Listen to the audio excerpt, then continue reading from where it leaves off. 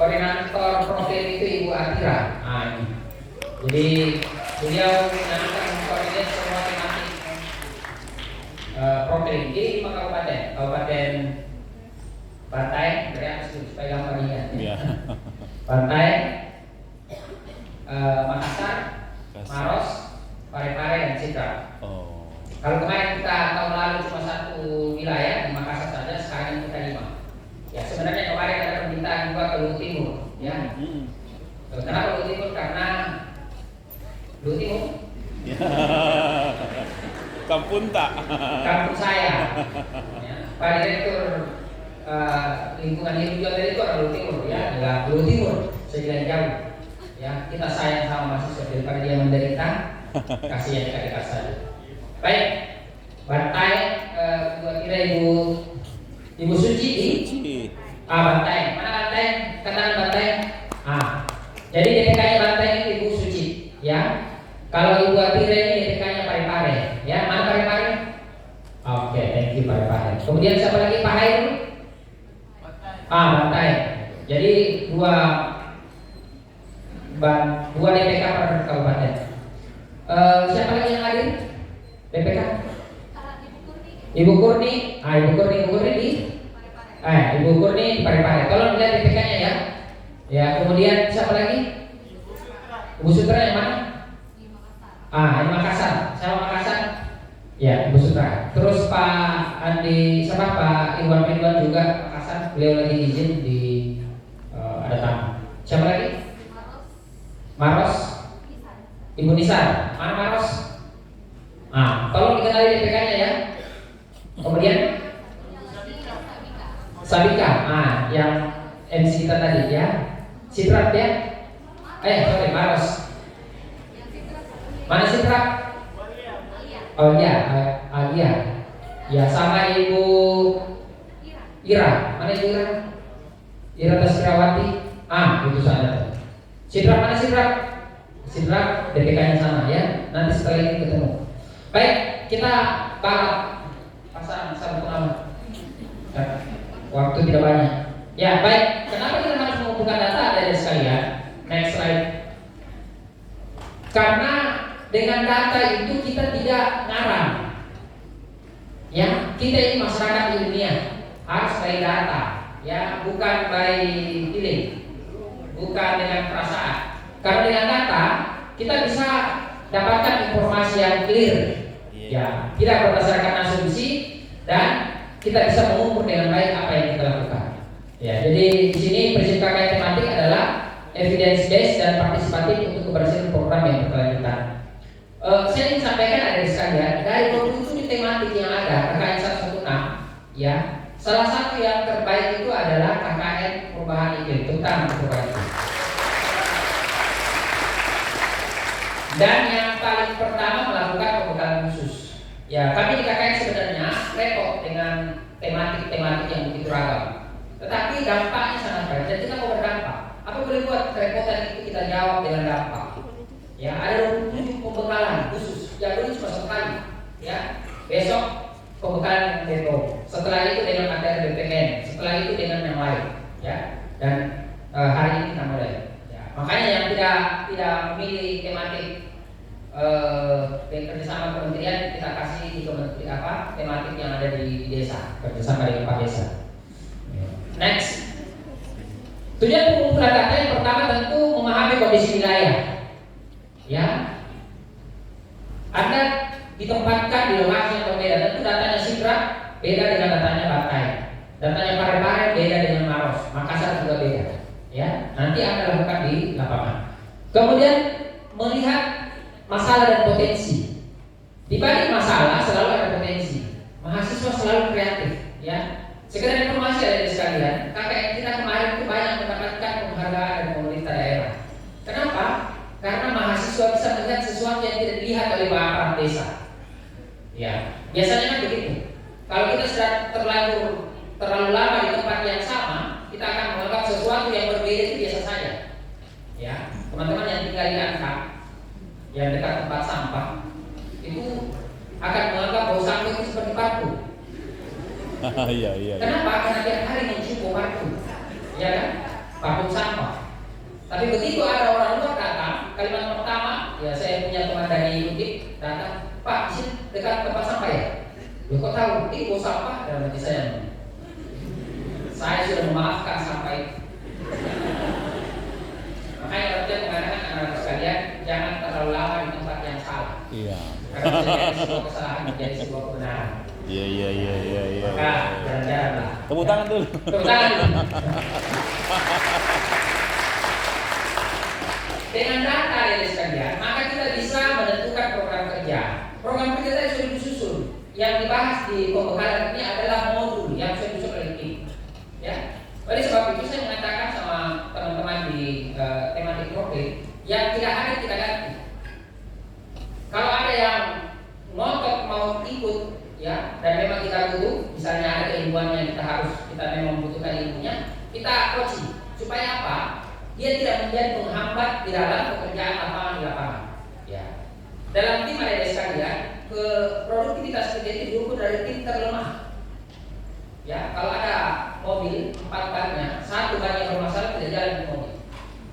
Kalau dalam satu kelompok 70 mahasiswa dalam satu desa, satu kabupaten, 1 orang menghambat yang lain 70 itu tidak jadi.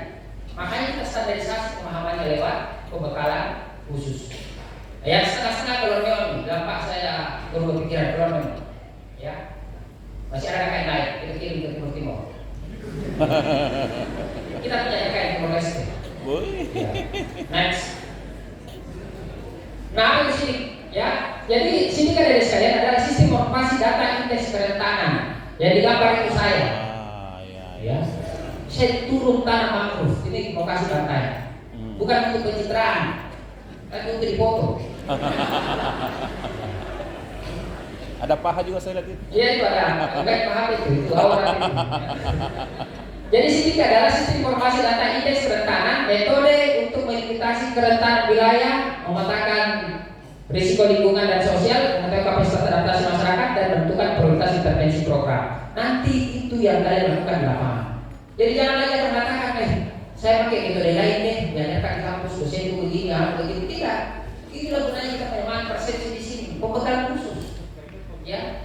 Nanti tanggal 29 pembekalan umum dan pelepasan. Semua. Itu materinya umum tentang bagaimana menjaga keamanan kalian di lapangan, bagaimana interaksi dengan teman. Tapi yang ini khusus problem, ya. Membantu memahami hubungan antara kondisi lingkungan, masyarakat dan ancaman program itu secara komprehensif. Ya, jadi itu tujuannya. Ya, sini. Next.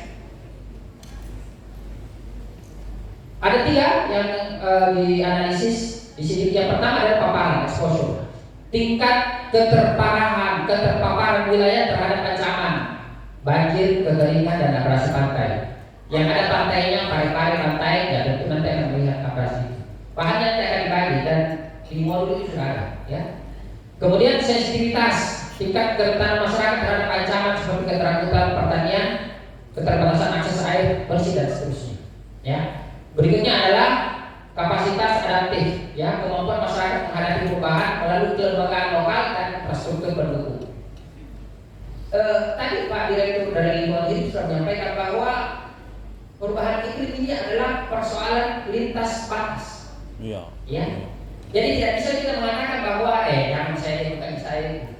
Tidak, kita sama-sama. Di pembekalan DPK dosen pendamping kemarin saya sampaikan bahwa kalau ada dosen yang tidak berubah, dia bisa punah. Berubah atau punah. Tapi kalau ada yang tidak boleh berubah, iklim tidak boleh berubah. Karena kalau iklim berubah, kita yang punah. Betul tak? Cocok Pak?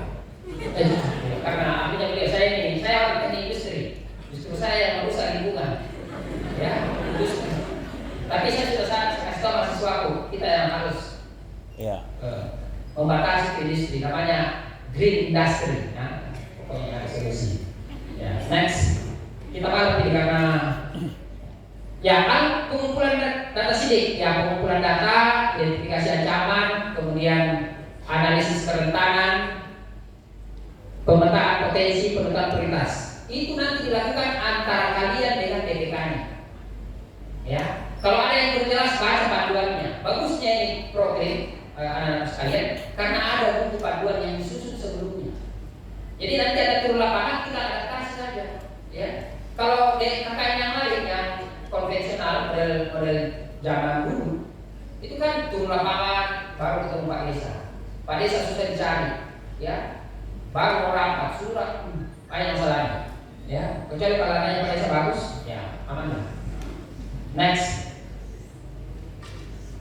Kemudian kita gunakan pendekatan partisipatif. Anak-anak sekalian, jangan tadi begitu sampaikan Pak, jangan kita turun ke lapangan itu sok tahu. Saya mahasiswa dari rumah, saya tahu semua ini masalah, saya pelajari di buku. Tidak.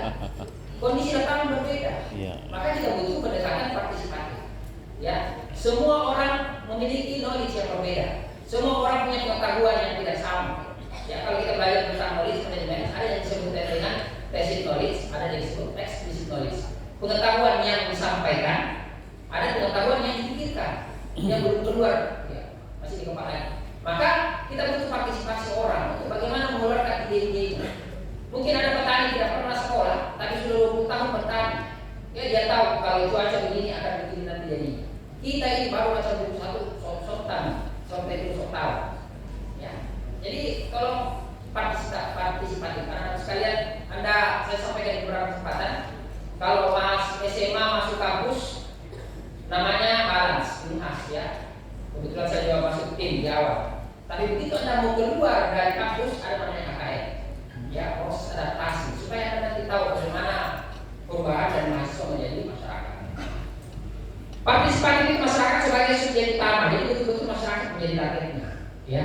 Kemudian melibatkan seluruh proses, ya, mulai dari proses identifikasi, perencanaan, kemudian pelaksanaan dan kontrol. Ya, jadi ini kesempatan buat kalian. Kemudian sense of ownership. Nah, anak-anak sekalian, karena kalian itu mahasiswa, karena dia merasa hebat, datang ke lapangan, dia sendiri yang bekerja. Ya. Tidak melibatkan masyarakat. Akhirnya apa? Begitu kalian pulang, masyarakat juga ogah. Dan sudah ini program ini KKN itu. Tapi kalau mereka dilibatkan dari awal, ada rasa memilikinya, sense of belonging-nya. Dia akan merasa bahwa terima kasih anak KKN sudah mengingatkan kami dan mereka sudah memulai, kita harus menjaga. Karena itu bukan untuk anak KKN, tapi untuk kita yang ada di masyarakat. Maka partisipatif ini kita dorong, ya. Next. Ya, partisipasi asesmen, identifikasi masalah bersama masyarakat, co-design program, ya. Kita itu artinya kolaborasi bersama, ya. Kita bekerja, mereka bekerja. Saya dulu sampaikan, mahasiswa KKN kalau Suki kerja bakti sama aparat desa, dan Suki kerja baru dia dulu minum kopi, jangan kerja. Karena itu bukan kerja bakti, itu kerja paksa. Ya, harusnya kita sama-sama bekerja, kan begitu. Kemudian ada collaborative action dan evaluation. Collaborative action itu ada dari kata collaboration, co-labor action. Jadi ada kerja bersama untuk satu tujuan yang sama. Jadi tujuannya apa? Problem masyarakat bekerja, kita juga bekerja, ya. Jangan jadi bekerja sendiri. Pokoknya juga ini sendiri. Itu di mana aja itu. Ya, next. Teknik pengumpulan data dan partisipatif, wawancara, ya nanti di lapangan, ya. Kemudian FGD, observasi lapangan, pemetaan partisipatif dan dokumentasi. Ya, jadi nanti benar-benar karena waktunya terbatas ini, kita balik. Next. Kemudian social mapping, ya data sosial, data ekonomi, data lingkungan dan infrastruktur. Anak-anak sekalian, teman-teman dari FISIP sosial humaniora, kalau Anda punya knowledge tentang social mapping, ini pekerjaan yang mahal ini, ya. Saya dulu terlibat di konsultan dibayar untuk bikin social mapping perusahaan, pemerintah daerah itu ratusan juta. Kalian nanti belajar dulu, belum dibayar kalian ini, ya, belajar. Setelah itu kalau kalian hebat bisa dicari kalau ada yang butuh, ya. Next. Kemudian peran mahasiswa dan pengumpulan data ya fasilitator, ya, memfasilitasi, ya, menjadi mediator. Kemudian katalisator dan knowledge broker. Yang paling banyak teorinya nanti datang itu kalian. Kenapa? Karena kalian baca buku, dapat knowledge. Tapi masyarakat itu dapat knowledge by action, by tindakan. Mereka belajar, ya, bahwa kalau begini, kalau begini, ya. Nah, ketika buku digabung dengan pengalaman, itu pengetahuan sesungguhnya. Buku yang tidak sekadar teori, pengalaman yang tidak kegini, ya. Jadi dia ketemu dan sekira harapannya bisa menjadi maksimal. Next. Untuk pengumpulan data, ya kita berharap nanti ada profil wilayah dan peta masalah potensi. Ini ada di sekalian, program kita ini 3 tahun sampai 2028. Nanti di 5 kabupaten akan dipilih 1 desa yang menjadi pilot project yang selalu akan dikunjungi. Ya, kalau presiden datang, kalau datang dia pakai dikasih itu yang 1, yang paling bagus tentu. Ya, jadi nanti kalian pilih ya mana desa yang akan dijadikan pilot, masing-masing 1 per kabupaten. Jadi akan ada 5 ya pilot. Ya, kemudian pernah kerentanan iklim dan database. Kita punya database. Ya, jadi tidak lagi ngarang-ngarang. Berdasarkan rasanya panas sekarang ya perasaan begitu. Ya, tapi kita punya data. Tadi dikasih lihat peningkatan temperatur yang signifikan di beberapa tahun terakhir. Ya, kemudian prioritas program dan rekomendasi. Ya, apa program kerja yang akan dilanjutkan oleh KKN berikutnya dan apa rekomendasinya? Itu di follow up, ya, sehingga tidak menjadi KKN yang terpisah satu dengan yang lain. Selesai satu dilanjutkan lagi yang lain. Jadi seperti itu. Next. Kesimpulan dari sekalian, sini membantu identifikasi kerentanan, risiko dan kapasitas adaptasi masyarakat terhadap perubahan iklim. Pendekatan partisipatif memastikan keterlibatan aktif masyarakat dan seluruh tahapan program KKN. Hasil akhirnya adalah program KKN yang tepat sasaran, berbasis data, berkelanjutan dan memiliki dampak nyata bagi masyarakat. Slide berikutnya.